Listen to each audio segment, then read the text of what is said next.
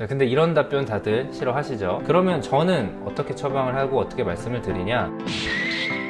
안녕하세요, 머리 씻는 의사 이선용입니다.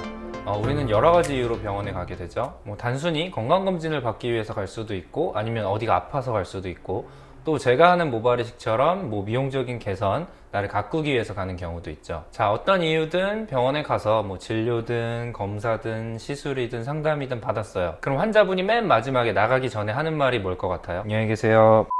저 진료비 얼마죠?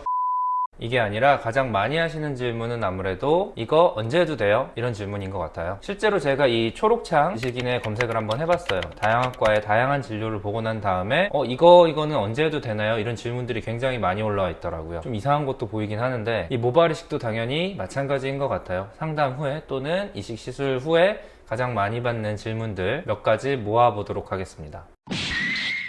샴푸 언제 해도 되나요? 이 질문을 가장 많이 받는 것 같아요. 우리가 모발 이식 한다고 한 2주 방콕하고 한 달 동안 회사 쉬고 이럴 순 없잖아요. 어떤 분은 출근을 해야 되고, 어떤 분은 학교에 등교를 해야 되고, 어떤 분들은 또 여자친구를 만나야 하니까요. 여자친구.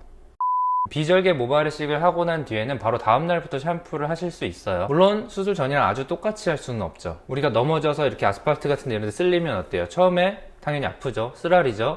그래서 또 시간이 조금 지나면 좀 얼얼하죠. 그 다음에 언제 아파요?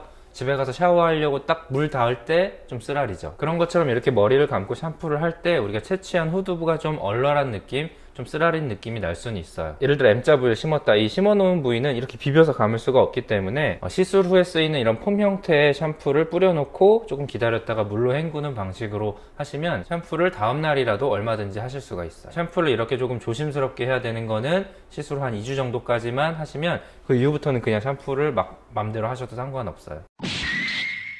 자, 운동 언제 해도 되나요? 네, 운동하시는 분들 참 많죠. 제가 경험상 봤을 때는 이 모발 이식이라는 거는 결국 외모에 대한 관심이죠. 그렇기 때문에 자기를 가꾸기 위해서 노력하시는 분들이 많이 하시는 것 같아요. 그래서 자기 관리의 일환으로 이렇게 운동을 하시는 분들이 참 많은 것 같아요. 근데 이 운동이라는 게 참 범위가 넓어요. 어떤 분들은 저는 운동 너무 좋아해서 매일매일 운동해요 하시는데, 한 30분 정도 아파트 단지 내 걷기 정도 하시는 분들도 있고, 그냥 가끔 헬스장 가는 정도예요 했는데 막 3대 500 치고 막 이러시죠. 이런 운동의 종류와 강도마다 다르지만 대부분 2주 정도, 열흘에서 2주 정도가 지나면 대부분의 운동은 그냥 똑같이 다 하셔도 됩니다. 수영처럼 직접적으로 이식 부위에 자극이 되는 경우는 조금 더 여유를 두는 편이 안전할 수는 있겠네요.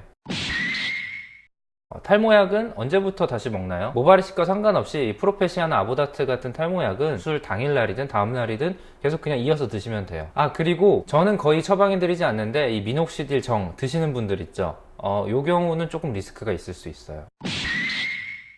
이 바르는 미녹시딜과 모발 이식에 대해서는 아직까지도 좀 논란이 있어요. 어떤 병원에서는 바로 쓰라고 할 거고, 어떤 병원에서는 또 쓰지 말라고 할 거예요. 이 미녹시딜이 이식된 모발과 또 이식 부위 상처에 어떤 영향을 미치는지는 아직까지는 좀 연구가 더 필요한 것 같아요. 자, 근데 이런 답변 다들 싫어하시죠? 그러면 저는 어떻게 처방을 하고 어떻게 말씀을 드리냐? 일단 시술 뒤에 한 3, 4주 정도는 좀 피하게 해요. 미녹시딜이 이식한 모발에 어떤 영향을 미치든 간에 우리가 집에서 소독되지 않은 그런 상황에서 미녹시딜을 상처 부위에 자꾸 바르게 되면은 아무래도 균이 들어가게 돼서 이식 부위에 염증을 일으키게 될 가능성이 높기 때문이죠. 안전하게 한 달 정도가 지난 후에 시술 부위 상처가 잘 아물었을 때 사용하는 게 좋겠죠.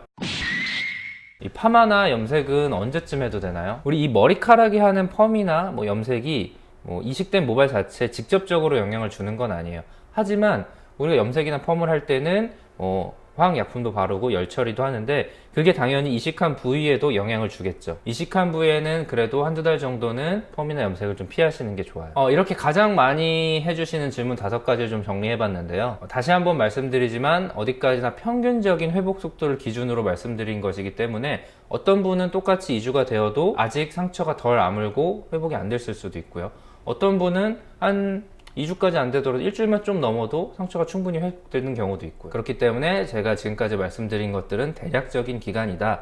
내가 이식하면은 헬스장을 한 2주 정도 해야겠구나, 이런 것들을 참고하시라고 말씀드린 것이지, 시술 후 상태마다 차이가 날 수 있기 때문에 내가 시술받은 의사에게 나의 상태를 알려주고 물어보고 판단하시는 게 가장 안전하겠죠. 자, 영상이 도움이 되셨다면 좋아요와 구독 버튼 눌러주시고 탈모와 모발 이식에 관한 다양한 정보 얻어가셔서 등모하시길 바라겠습니다.